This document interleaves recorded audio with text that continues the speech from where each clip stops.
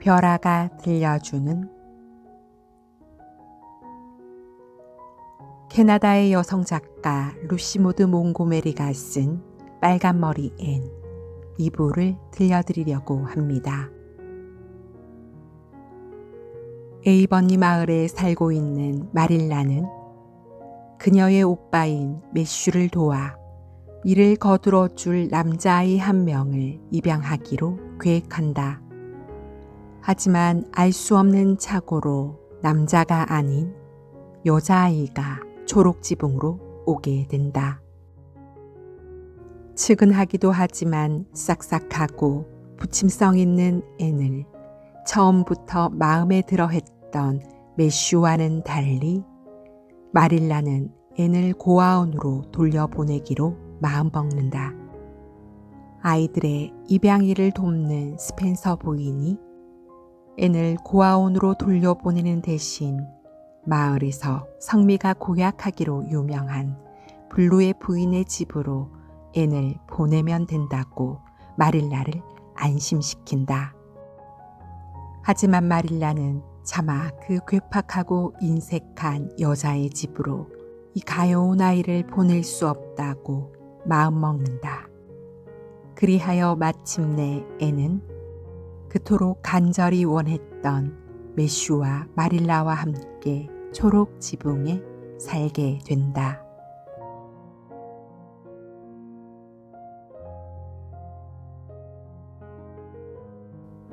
마릴라 아주머니, 제가 에이번리에서 마음의 친구를 만날 수 있을까요?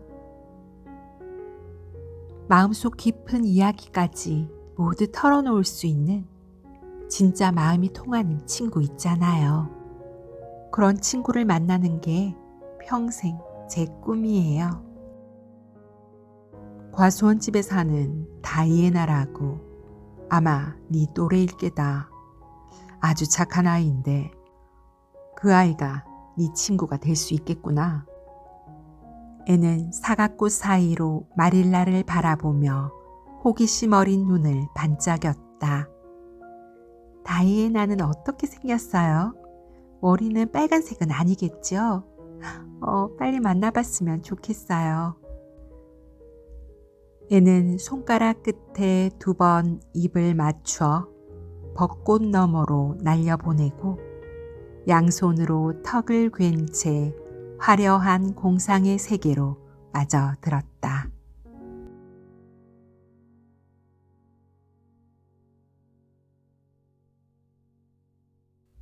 애는 지난 2주 동안 깨어있는 시간을 알차게 보냈다.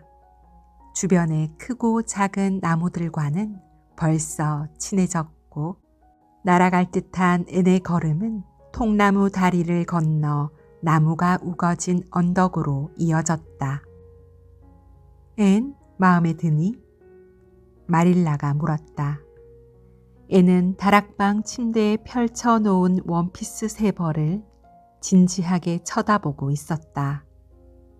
하나는 색이 우중충한 체크무늬 면 원피스이고 다른 하나는 겨울에 할인 매장에서 고른 흑백 체크무늬 세튼으로 만들었고 나머지 하나는 탁한 파랑색으로 셋 다 마릴라가 직접 만들었지만 모양이 전부 비슷했다.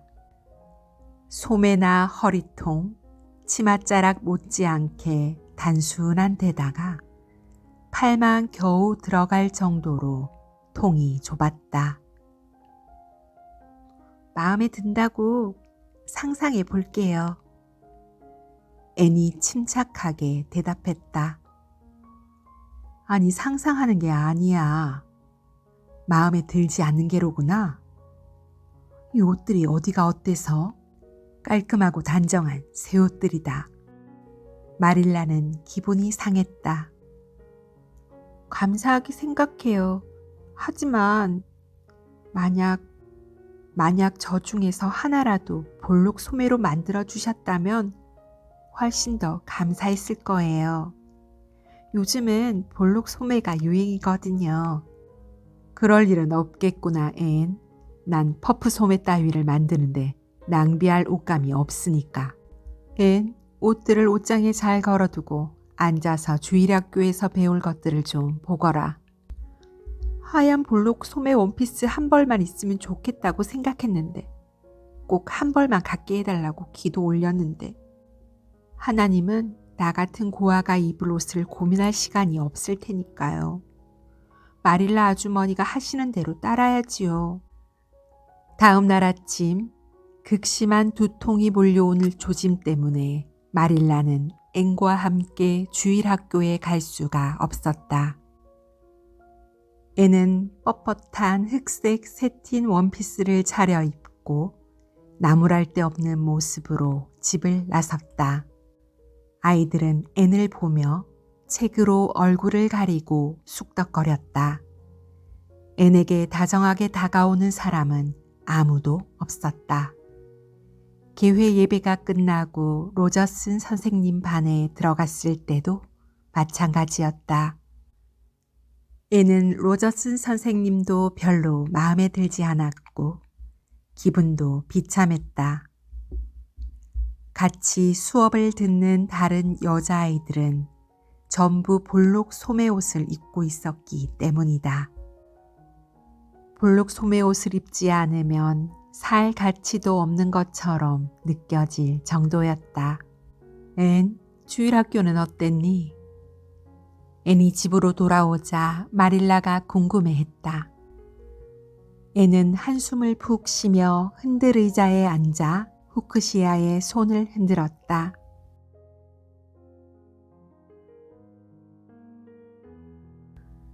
앤은 서두르며 모자를 집었다. 앤과 마릴라는 개울을 건너고 잣나무 수풀이 우거진 언덕 지름길을 따라 과수원으로 갔다. 마릴라가 문을 두드리자 베리 부인이 마중 나왔다.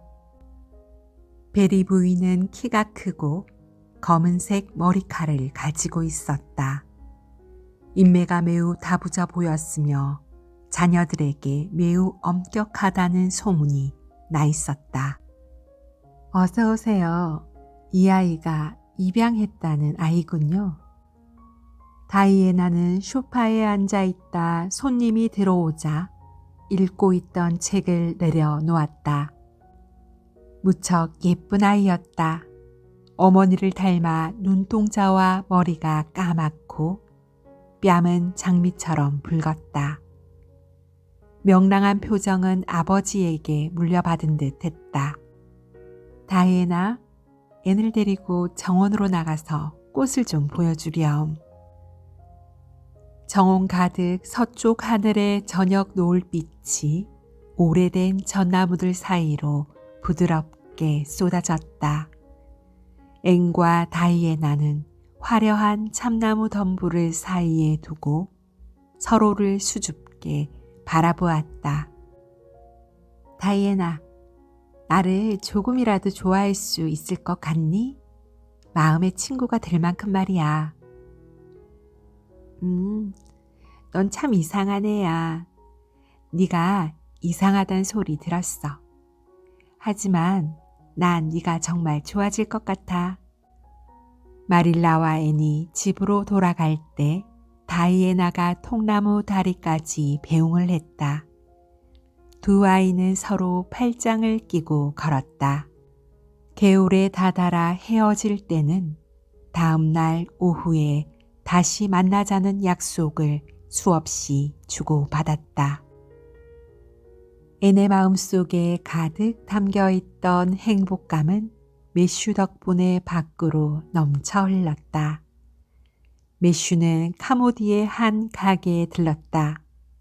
이제 막 집에 도착한 참이었는데 마릴라의 눈치를 살피며 주머니에서 작은 꾸러미를 하나 꺼내었다.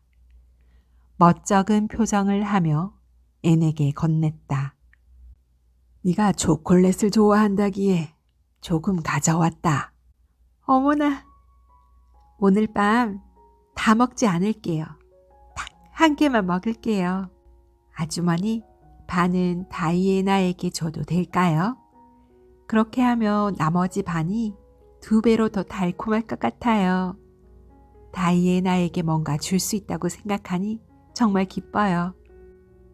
꿈속을 거닐듯 황홀한 밤이었다.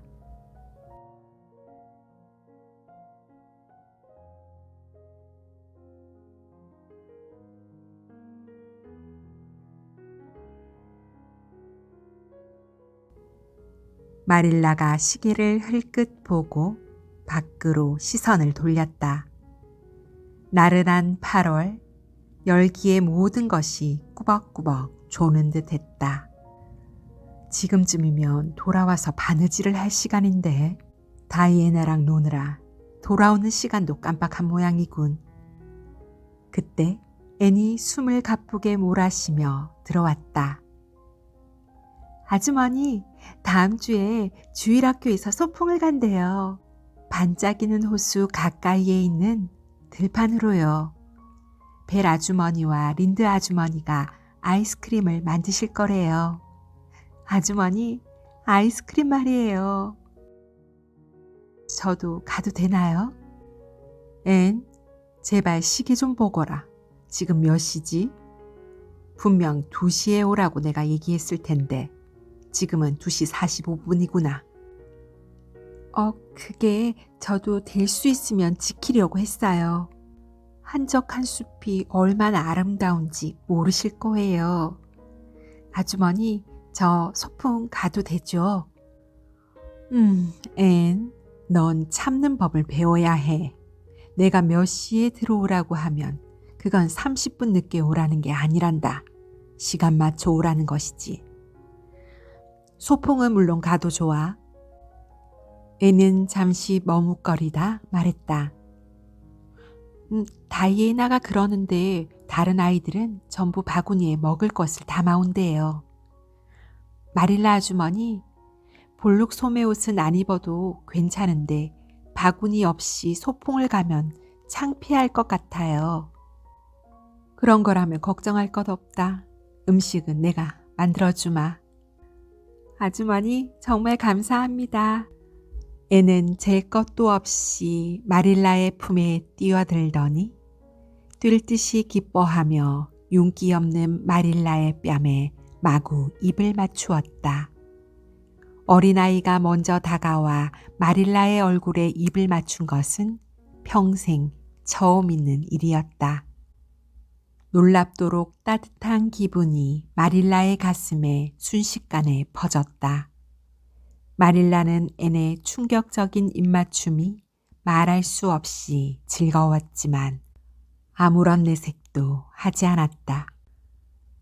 마릴라는 여느 때와 마찬가지로 자수정 브로치를 꽂고 교회로 갔다. 마릴라는 교회에 갈 때면 언제나 자수정 브로치를 달았다. 배를 탔던 삼촌이 마릴라의 어머니에게 준 것을 마릴라가 물려받은 소중한 브로치였다. 꽤 질 좋은 자수정이 가장자리에 박혀 있었다. 애는 그 브로치를 처음 보자마자 홀딱 반해 감탄을 쏟아냈다. 정말 우아한 브로치예요. 그런 브로치를 달고 어떻게 설교의 귀를 기울이고 기도를 하는지 모르겠어요. 전 그렇게 못할 거예요. 자수정은 정말 아름다운 것 같아요. 다이아몬드를 본 적은 없지만 그보다 더 훨씬 아름다울 거예요. 소풍을 앞둔 월요일 저녁, 마릴라가 불편한 얼굴로 자기 방에서 내려왔다. 앤, 마릴라는 말끔히 치운 식탁 앞에 앉아 콩깍지를 까고 있는 앤을 불렀다. 내 자수정 브로치를 못 봤니? 어제 저녁 교회에 다녀와서 바늘꽂이에 꽂아둔 것 같은데 온데간데 없구나. 글쎄요. 아까 오후에 아주머니가 봉사회에 가셨을 때 봤어요. 분명 바늘꽂이에 꽂혀 있는 게 보였는데. 브로치를 만졌니? 마릴라가 엄하게 물었다. 네, 어때 보일까 궁금해서 가슴에 달아보았어요. 앤이 머뭇거리며 시인했다. 그런 짓 하면 안 되지. 남의 물건에 손을 대다니 나쁜 행동이야. 그래, 그 브로치는 어디에 뒀지? 탁자 위에 다시 올려놓았어요. 1분도 안 꽂고 있었어요. 정말 만질 생각은 아니었는데 그냥 달아보려고 한 것뿐인데 나쁜 행동인지 몰랐어요. 아니, 제자리에 돌려놓지 않았다. 아무리 찾아봐도 탁자의 브로치는 없었어. 앤, 네가 가지고 나갔거나 어떻게 한 것이겠지. 틀림없이 그 자리에 뒀어요. 브로치를 바느질 꽂이에 다시 꽂았는지 도자기 접시에 올려놓았는지는 정확히 기억나지 않지만 확실히 그 자리에 둔 건 사실이에요. 앤이 다급하게 말했고 마릴라의 눈은 그 행동이 버릇없게만 보였다. 마릴라는 분명히 해두어야겠다고 생각했다. 탁자 위는 물론이고 브로치가 있을 만한 곳은 모조리 뒤져봐도 브로치는 보이지 않았다. 마릴라는 부엌으로 돌아왔다. 앤, 브로치는 없다. 네 말대로 브로치를 마지막으로 만진 사람은 너야. 자, 브로치를 어떻게 했니? 절대로 브로치를 방에서 가지고 나가지 않았어요. 진짜예요. 애는 화난 마릴라의 눈을 똑바로 보며 말했다. 앤, 거짓말을 하고 있구나. 네 방으로 올라가 솔직하게 말할 마음이 들 때까지 나오지 말아라. 앤이 방으로 올라간 뒤 마릴라는 저녁 준비를 하는 내내 마음이 어수선했다. 소중한 브로치라 걱정이 이만저만이 아니었다. 저녁 내 틈틈이 방에 가 브로치를 찾아보았지만 헛수고였다. 잠자리에 들 시간에 동쪽 다락방에 가 보았지만 별 소득이 없었다. 앤 역시 브로치의 행방에 대해 아는 게 없다는 주장을 굽히지 않았고 그럴수록 마릴라는 앤의 짓이 틀림없다고 확신했다. 다음 날 아침 마릴라는 베슈에게 이 이야기를 들려주었다. 베슈는 난처하고 당황스러웠다. 앤을 믿는 마음이 한순간에 사라진 건 아니었지만 모든 정황이 앤에게 불리하다는 것을 인정해야 했다. 오라버니, 스스로 말할 때까지 방에서 못 나오게 할 거예요. 어디 보자고요. 어디 가져갔는지 말을 하면 브로치를 찾을 수 있을지도 몰라요. 어쨌든 얘는 단단히 벌을 받아야 해요. 마릴라가 단호히 말했다. 글쎄다. 벌은 받아야겠지. 난 모른 척하마. 간섭하지 말라고 네가 말했으니까. 마릴라가 아주 심각한 얼굴을 하고 다락방에 올라갔다. 아주머니, 내일은 소풍날이에요. 소풍을 못 가게 하진 않으실 거죠? 소풍은 꼭 가야 해요. 사실대로 말할 때까지 소풍이고 뭐고 아무데도 못 간다. 앤이 울음을 터뜨렸다. 마릴라는 문을 닫고 나가버렸다. 수요일 아침은 마치 소풍을 위해 만든 날처럼 눈부시게 맑았다. 마릴라가 아침 식사를 들고 다락방에 올라가자 앤은 창백하지만 단호한 얼굴로 입술을 꽉 다문 채 눈을 반짝이며 침대에 똑바로 앉아 있었다. 아주머니, 사실대로 말할게요. 제가 자수정 브로치를 가져갔어요. 아주머니 말씀대로 제가 가져갔어요. 그걸 가져가려고 방에 들어간 건 아니었어요. 하지만 가슴에 달아보니 너무 아름다워 유혹을 뿌리칠 수 없었어요. 그래서 브로치를 가지고 밖으로 나갔지요. 아주머니가 돌아오시기 전까지 되돌려 놓을 생각이었거든요. 큰 길을 빙 돌아갔어요. 반짝이는 호수 위 다리까지 브로치를 가지고 갔지요. 그런데 그 다리 위에서 브로치를 빼버렸지 뭐예요. 제가 다리에 몸을 기대는 순간 브로치가 손에서 미끄러졌어요. 그렇게 보랏빛을 반짝이면서 영원히 반짝이는 호수 바닥에 가라앉아버렸지 뭐예요. 이게 제가 최선을 다해 할 수 있는 고백이에요, 아주머니. 애는 수업 시간에 배운 내용을 외우듯 말했다. 마릴라의 가슴이 다시금 화가 치밀어 올랐다. 앤, 어처구니가 없구나. 너같이 못된 아이는 처음 봤다. 마릴라는 침착하게 말하려고 노력했다. 네, 저도 그렇게 생각해요. 그리고 벌을 받아야 한다는 것도 알아요. 그러니 지금 바로 벌을 주시면 안 되나요? 소풍은 가벼운 마음으로 가고 싶거든요. 소풍이라고? 앤셜리, 넌 오늘 소풍 못 간다. 그게 네가 받을 벌이야. 소풍을 못 간다니요.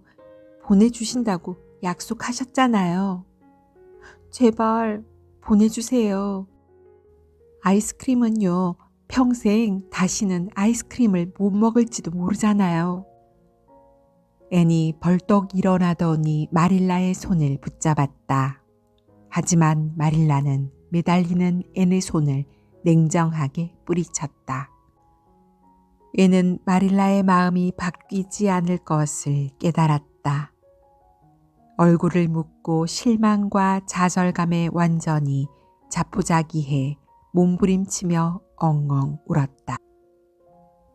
우울한 아침이었다. 마릴라는 일에만 매달렸다. 점심 준비를 끝낸 마릴라가 앤을 불렀다. 앤은 눈물로 얼룩진 얼굴에 비참한 표정으로 난간 아래를 내려다 보았다. 내려와서 점심 먹어라, 앤. 먹고 싶지 않아요, 아주머니. 앤이 훌쩍거리며 말했다. 몹시 화가 난 마릴라는 부엌으로 돌아가 매슈에게 하소연을 늘어놓았다. 매슈는 공정해야 한다는 생각과 측은한 마음 사이에서 어찌할 바를 몰라 곤혹스러웠다. 설거지를 하고 빵 반죽을 만들던 마릴라가 문득 떠오르는 게 있었다. 월요일 오후 부녀자 봉사회에서 돌아와 가장 좋아하는 검정 레이스 쇼를 벗어놓다 조금 찢어진 곳을 발견했던 게 기억났다. 마릴라는 쇼를 수선할 생각으로 방으로 올라갔다. 숄은 트렁크 가방 안 상자에 들어있었다. 마릴라가 숄을 꺼내 들자 창가에 무성한 포도나무 덩굴을 비집고 들어온 햇빛 사이로 숄에 매달린 무언가가 반짝거렸다. 마릴라는 숨을 못 쉬고 그것을 움켜잡았다. 레이스홀에 걸린 채 매달려 있는 것은 바로 자수정 브로치였다. 마릴라의 머릿속이 멍해졌다. 세상에, 이게 뭐야? 베리 연못 바닥에 가라앉아 있어야 할 브로치가 왜 여기 멀쩡히 있잖아. 저희는 도대체 이걸 가지고 나가 잃어버렸다고 왜 그렇게 이야기한 것이지? 초록 지붕에 뭔가 홀린 게 틀림없어. 마릴라는 그제야 월요일 오후 숄을 벗어 탁자 위에 잠깐 올려놓았고 그때 브로치가 숄에 걸린 것을 기억해냈다. 마릴라는 브로치를 들고 동쪽 다락방으로 올라갔다. 애는 한바탕 울고 난 뒤 맥없이 창가에 앉아 있었다. 앤, 방금 내 검정 레이스 숄에 걸려있는 브로치를 찾았다. 이제 네가 오늘 아침 왜 그런 이야기를 장황하게 꾸며냈는지 말해보렴. 제가 고백할 때까지 방에서 나오지 못하게 하셨잖아요. 소풍만은 꼭 가고 싶었으니까요. 어젯밤에 자리에 누워 고백할 말을 생각했어요. 결국 소풍을 못 가게 하셨으니 제 노력이 모두 헛되게 되었지만요. 마릴라는 자신도 모르게 웃음이 나왔다. 하지만 양심의 가책도 느껴졌다. 앤, 넌 정말 사람을 놀라게 하는구나. 내가 잘못했다. 내가 널 믿지 못했구나. 앤, 네가 날 용서한다면 나도 널 용서하마. 그리고 서로 잊고 다시 잘 지내보자꾸나. 그럼 이제 소풍 갈 준비를 해야지. 앤이 뛰어오르듯 자리에서 일어났다. 아주머니, 너무 늦지 않았을까요? 아니다. 이제 2시인걸. 아직 다 모이지도 않았을 테고. 1시간은 더 있어야 간식도 먹을 게다. 난 바구니에 먹을 것을 좀 챙기마. 집에 구워놓은 쿠키들이 많단다. 마차로 소풍 장소까지 태워다 주라고 이르마. 그날 밤 애는 잔뜩 피곤한 모습으로 초록 지붕 집에 돌아왔지만 말로 표현할 수 없는 축복을 받은 듯 행복해 보였다.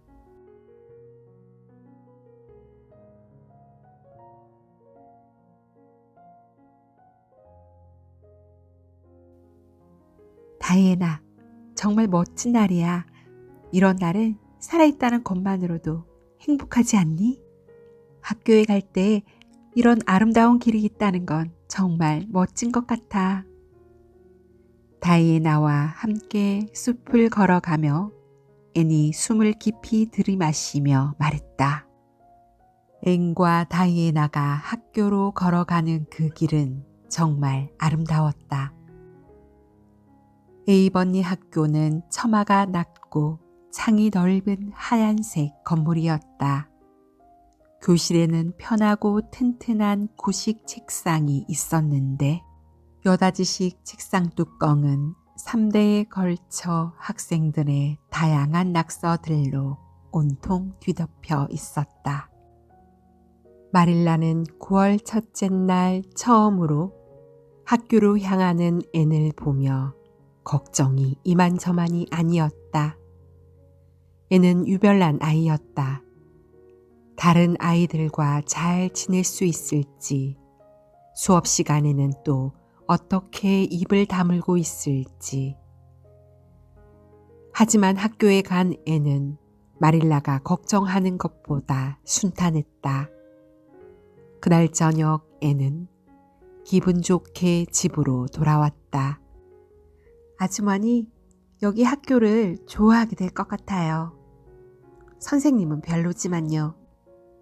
아주머니가 상상하시는 것처럼 어려운 일은 없었어요. 전 다이애나 옆에 앉았어요. 바로 창문 옆이어서 반짝이는 호수가 내려다 보였어요. 학교엔 좋은 친구들도 많아요. 그렇게 순탄한 3주가 흘러갔다.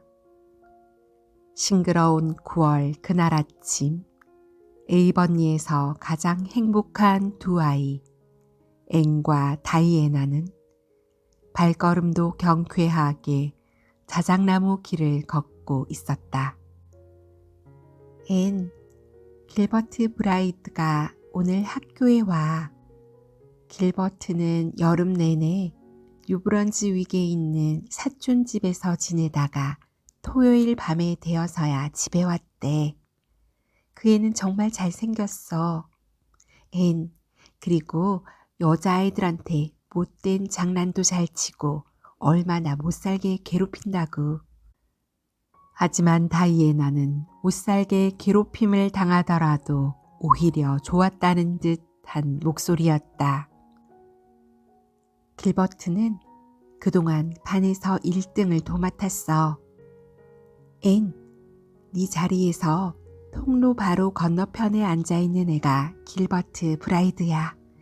봐봐, 네가 보기에도 잘생겼는지.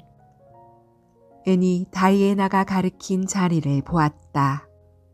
길버트는 키가 컸고 머리카락은 구불거리는 갈색이었다. 담갈색 눈에 장난기가 가득했고 약간 짓궂어 보였다. 길버트 브라이드가 잘생긴 건 맞아. 하지만 좀 뻔뻔해 보이는걸. 애는 다이애나에게 솔직히 말했다. 하지만 진짜 사건은 그날 오후에 터지고 말았다. 길버트 브라이드는 앤셜리를 자기 쪽으로 돌아보게 만들려고 애썼지만 번번이 실패를 했다. 애는 길버트 브라이드뿐 아니라 에이번리 학교에 있는 그 누구도 전혀 안중에 없었기 때문이다.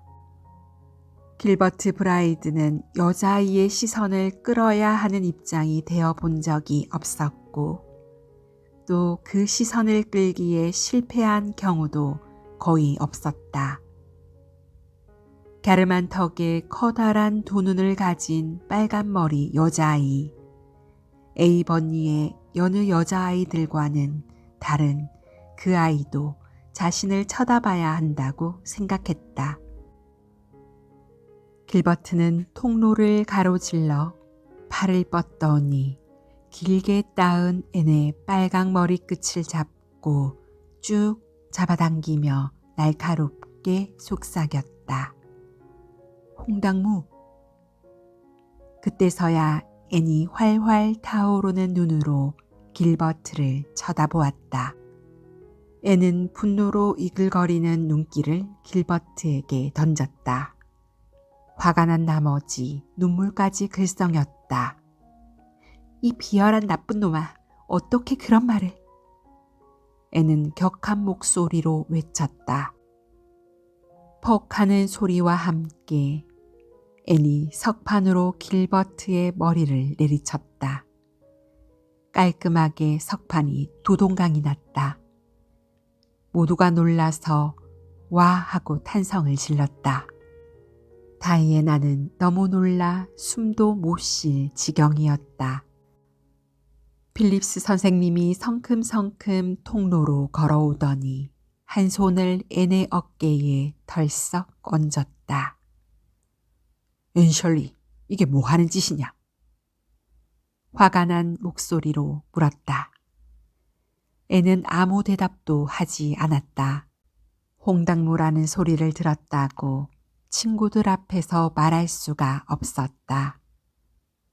그때 길버트가 용기를 내어 말했다. 필립스 선생님, 제 잘못입니다. 제가 애를 놀렸어요. 하지만 선생님은 길버트의 말에는 전혀 신경을 쓰지 않았다. 내 학생 중에 이렇게 고약한 옹졸한 아이가 있었다니 안타깝구나. 앤, 나머지 5시간 동안 칠판 앞 교단에 서 있거라. 필립스 선생님이 근엄한 목소리로 말했다. 섬세한 앤의 영혼은 채찍을 맞은 것처럼 바르르 떨렸다. 앤은 하얗게 질려 굳어버린 얼굴로 선생님의 말에 따랐다. 앤은 오후 내 칠판 아래에 서 있었다. 울거나 고개를 푹 숙이거나 그렇게 하지는 않았다. 여전히 화가 뜨겁게 솟구쳐서 지독한 굴욕감을 이기고 버틸 수 있었다. 길버트 브라이드에게 눈길 한번 주지 않았다. 다시는 그 애를 거들떠 보지 않을 생각이었다. 수업이 끝나자 애는 빨강 머리를 꼿꼿이 찢겨들고 당당히 학교를 걸어 나왔다. 길버트 브라이드가 현관 앞에서 앤을 막아서려 하면서 깊이 뉘우치는 목소리로 말했다. 머리를 가지고 놀려서 미안해. 앤, 진심이야. 앤은 들은 척도 하지 않고 휙 지나쳐 갔다. 아, 어떻게 그럴 수 있어, 앤. 큰 길을 걸어 내려오며 다이애나가 반은 책망한 듯 반은 감탄한 듯 소리 죽여 물었다. 다이애나는 길버트가 애원하면 도저히 외면할 수 없을 것 같았다. 애는 단단히 결심한 듯 말했다. 절대로 길버트 브라이드를 용서하지 않을 거야. 필립스 선생님도. 내 영혼은 고난에 빠졌어, 다이애나. 다음 날이었다. 필립스 선생님은 불현듯 반 분위기를 다잡아야겠다는 생각이 들었다. 점심을 먹으러 교실을 나서면서 자기가 돌아올 때까지 모두 자리에 앉아 있으라고 말했다. 늦게 오는 사람에게는 벌을 주겠다고 단단히 일렀다. 남자아이들 전부와 여자아이들 몇 명은 벨신의 가문비 나무숲으로 향했다. 그러다가 평소처럼 우람한 늙은 가문비 나무 위에서 지미 글로버가 선생님 오신다 하고 외쳤을 때야 시간이 그렇게 많이 흘렀다는 사실을 깨달았다. 땅 위에 있던 여자아이들이 먼저 달리기를 시작해 간당간당하게 학교에 도착했다. 허겁지겁 나무에서 내려와 남자아이들은 그보다 조금 늦었다. 그리고 송진 같은 것을 모으지 않았지만 숲속 깊은 곳까지 들어가 행복하게 거닐던 앤이 가장 늦었다. 하지만 앤은 사슴처럼 달려 꼬마 도깨비처럼 문 앞에서 남자아이들을 앞질러 교실을 미끄러져 들어갔다. 필립스 선생님은 모자를 걸고 있었다. 분위기를 다잡겠다던 필립스 선생님의 열의는 금세 사그라들었다. 10여 명이나 되는 학생들을 혼내려니 귀찮기도 했다. 하지만 말을 내뱉었으니 지키는 모양새라도 취해야겠다고 생각했다. 희생양을 찾아 교실을 둘러보던 필립스 선생님의 눈에 이제 막 자리에 앉아 가쁜 숨을 내고르는 앤의 모습이 들어왔다. 마치 벗지 못한 백합 화관이 한쪽 귀에 걸려 삐딱하게 걸쳐져 있었고 머리는 헝클어져 유난히 불량해 보였다. 앤 셜리, 넌 남자아이들과 몰려다니는 걸 참 좋아하는 것 같구나. 오늘 오후에는 네가 좋아하는 대로 해주마. 길버트 브라이드 옆으로 가서 앉거라. 선생님이 비아냥거리듯 말했다. 남자아이들도 킥킥거렸다. 애는 돌처럼 굳어 선생님을 빤히 쳐다보았다. 애는 어쩔 수 없다는 사실을 깨닫고 일어나 길버트 브라이드 옆으로 가서 앉았다. 팔에 얼굴을 묻고 책상에 곧바로 엎드렸다. 애는 모든 게 끝난 기분이었다. 10명이 넘는 아이들이 똑같이 잘못을 저질렀는데 혼자만 벌을 받는 것도 억울했다. 더구나 남자아이와 짝이 되다니 기가 막혔다. 더 수치스러운 건 길버트 브라이드 옆이라니. 온몸과 마음이 분노와 굴욕감으로 부글거렸다.